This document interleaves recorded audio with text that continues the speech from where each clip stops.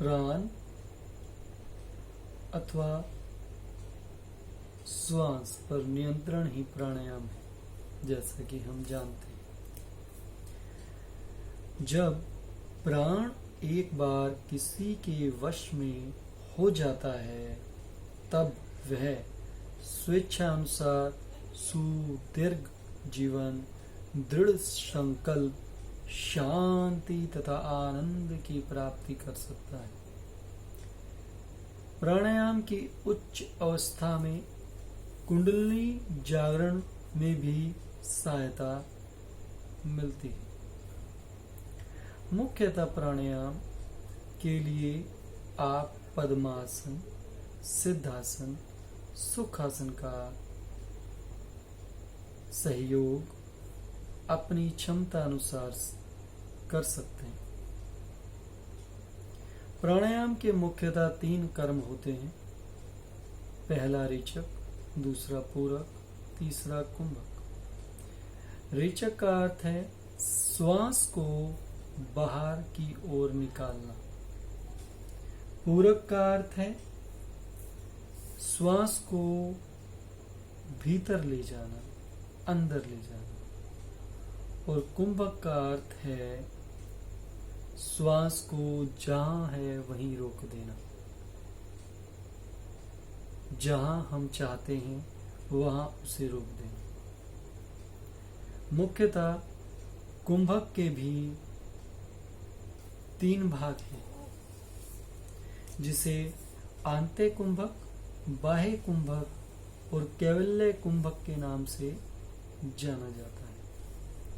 आंते कुंभक में जब हम श्वास को अंदर ले लेते हैं और उसको वहीं रोक देते हैं तो वो आंते कुंभक होता है।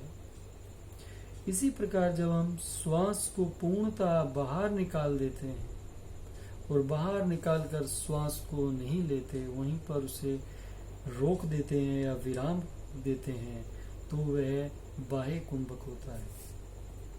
इसी प्रकार जैसे आप जब सांस अंदर ले रहे हैं या बाहर छोड़ रहे हैं, उसी स्थिति में अगर आप श्वास को रोक देते हैं, उसी स्थान पर रोक देते हैं, तो वो कैवल्य कुंभक कहलाता है। पर एक चीज का हमें अत्यधिक ध्यान रख लेना चाहिए। प्राणायाम करने से पहले नाड़ी बंद आदि का जानना आवश्यक होता है। बंधों का जानना बहुत आवश्यक होता है।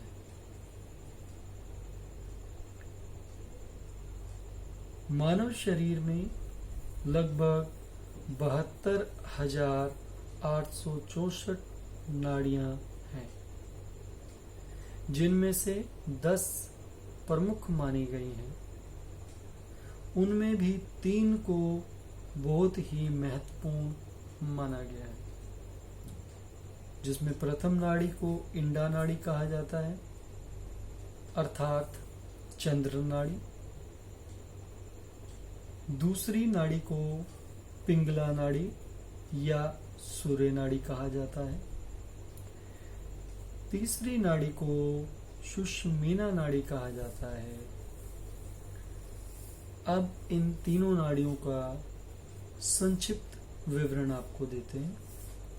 इंडा नाड़ी अर्थात चंद्र नाड़ी, यह बाईं नासिका से शुरू होकर मेरुदंड के आधार तक जाने वाली नाड़ी को इंडा नाड़ी कहते हैं। बाईं नासिका से चल रहे श्वास को चंद्र स्वर कहते हैं। यह शरीर को शीतलता प्रदान करता है, ठंडक प्रदान करता है।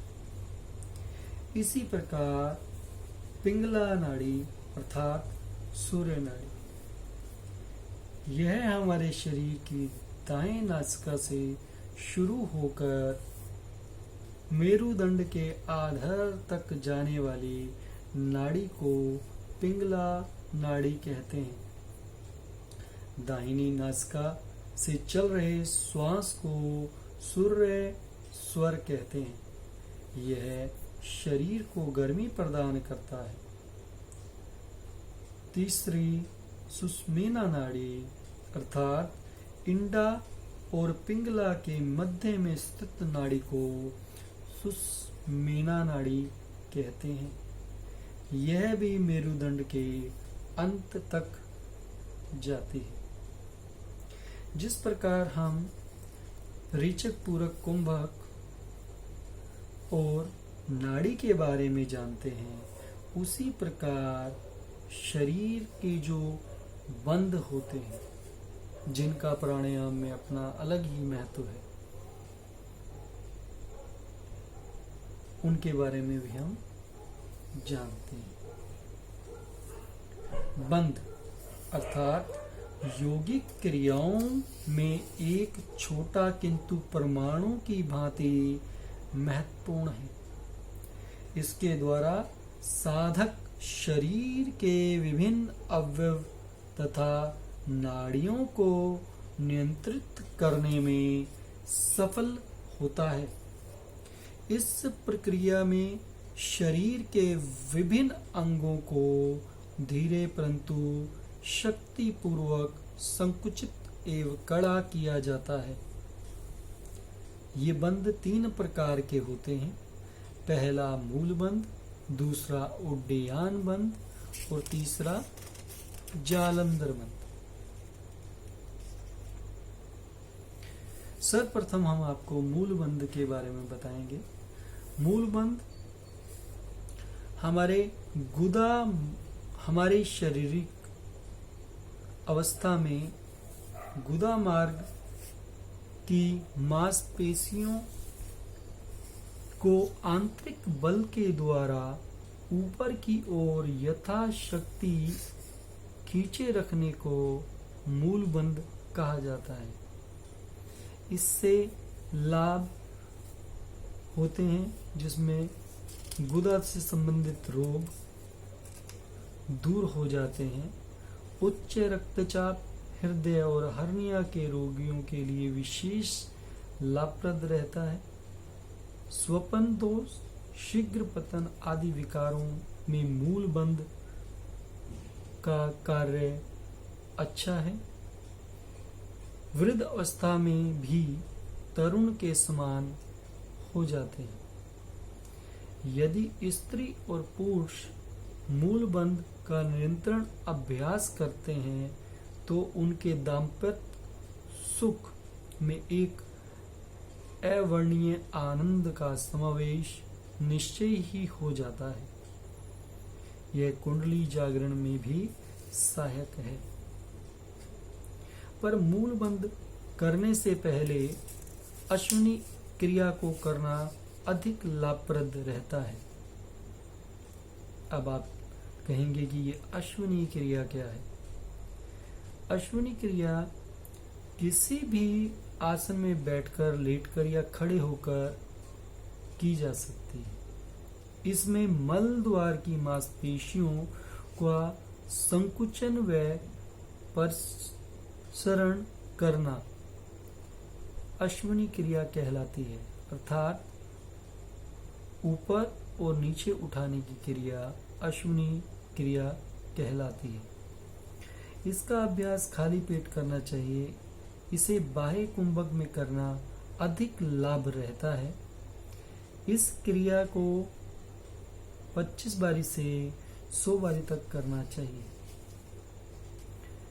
इसके लाभ हैं, यह मुद्रा ब्रह्मचर्य में सहायक है। बवासीर और मूत्र रोगों को दूर कर वस्ती प्रदेश को स्वस्थ बनाती है। इसके अभ्यास से स्त्री और पुरुष दोनों के यौन अंग सशक्त और निर्विकार रहते हैं। गर्भाशय स्वस्थ और बलवान रहता है। गर्भवती महिलाएं इसका अभ्यास करती रहें तो प्रसव सुखपूर्वक होता है। इसे सिर्फ कब्ज के रोगियों को नहीं करना चाहिए। अब दूसरे बंद के बारे में बताएंगे, उड्डयन बंद। श्वास को बाहर निकालकर पेट को बलपूर्वक खींचते हुए, जिससे पेट का स्थान एक गड्ढे रूपी में बन जाता है और पेट पीठ के साथ लग जाता है, और इसे जब यथाशक्ति रोकते हैं तो यह उड्डयन बंद कहलाता है। इसके लाभ में पेट के अवयवों को यह मजबूत बनाता है, अम्लता, कब्ज और अपच को दूर करता है। इसका अभ्यास वायु विकार के लिए अच्छा है, दमा दूर होता है, फेफड़े शक्तिशाली होते हैं, हृदय की कार्य क्षमता बढ़ जाती है, उदर के कीड़े और मधुमेह आदि को सही रखने में पूर्ण सहयोग करता है। हृदय और मानसिक रोगियों को इसका अभ्यास नहीं करना चाहिए। उड्डयन बंद करने से पहले अग्निसार क्रिया का करना आवश्यक होता है।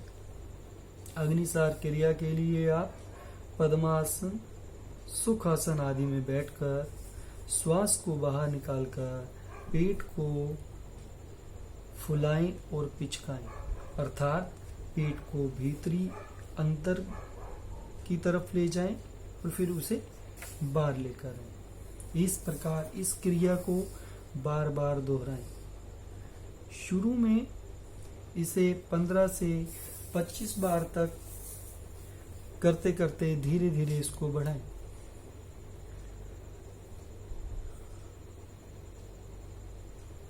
इस क्रिया को खड़े होकर भी कर सकते हैं। दोनों पांवों में करीब 30-40 सेंटीमीटर तक उसे खोल लें। आगे की ओर झुकते हुए दोनों हाथों को अपने घुटनों पर रखें। इसके पश्चात सामने की ओर देखते हुए उसी श्वास को लेते हुए पेट को फुलाएं और श्वास छोड़ते हुए पेट को पिचकाएं। कमर दर्द वालों को यह विधि नहीं करनी चाहिए। अग्निसार क्रिया करने से पाचन मजबूत बनता है, भूख अच्छी लगती है, उदर संबंधी समस्त विकार दूर हो जाते हैं। मोटापा, मधुमेह और मूत्र रोग ठीक होते हैं। पेशाब में जलन कम होती है। बहुमूत्र का होना भी इस क्रिया में बंद हो जाता है। अग्निसार की क्रिया कब्ज और अल्सर के रोगियों को, हृदय रोगियों को नहीं करना चाहिए। तीसरा, जालंधर बंद। इसमें ठुड्डी को दृढ़ता पूर्वक कंठकूप या गले के गड्ढे में मध्य में लगाया जाता है। इसके लाभ गले में होने वाली बीमारियों नहीं होती, टॉन्सिल आदि की बीमारियों को दूर करता है, कंठ को सुरीला बनाता है, थायराइड, पैराथायराइड ग्रंथियों को लाभदायक रहता है, चेहरा कांतिमान हो जाता है तथा कुंडली जागरण में सहायक है। पर कमर दर्द, गर्दन दर्द के रोगियों को इसका अभ्यास वर्जित है। अब प्राणायाम संबंधी कुछ नियम भी हमें जानने चाहिए। अब आप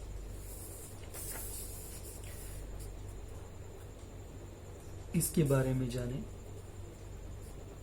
प्राणायाम करने का स्थान स्वच्छ, हवादार और शांतिपूर्ण होना चाहिए। इसे पद्मासन, सिद्धासन, वज्रासन आदि की स्थिति में बैठकर किया जा सकता है। मेरुदंड, गर्दन कमर और छाती को सीधा रखना होता है। प्राणायाम के लिए प्रातः और शाम का समय उपयुक्त रहता है। खाली पेट प्राणायाम को करना चाहिए। भोजन को कम से कम 4 घंटे का अंतर हो तो करना चाहिए। ज़्यादा भूख लगी हुई हो तो प्राणायाम नहीं करना चाहिए। किसी तीव्र रोग, ज्वर आदि की स्थिति में गर्भवती स्त्रियों को वेग युक्त प्राणायाम का अभ्यास वर्जित है। प्राणायाम में भोजन विशेष रूप से पौष्टिक और सुपाच्य होना चाहिए। पेट को हल्का और मल रहित रखने का प्रयत्न करना चाहिए। प्राणायाम के अभ्यास के बाद जितना अधिक संभव हो विश्राम अवश्य करना चाहिए। ब्रह्मचर्य के पालन का विशेष ध्यान रखना चाहिए। प्राणायाम अभ्यास के लिए प्रातः 4:30 बजे, मध्य काल में 12:30 बजे, सायकाल में 4 बजे से 6 बजे तक और रात्रि को 12 बजे से 2 बजे तक का समय उत्तम बताया गया है।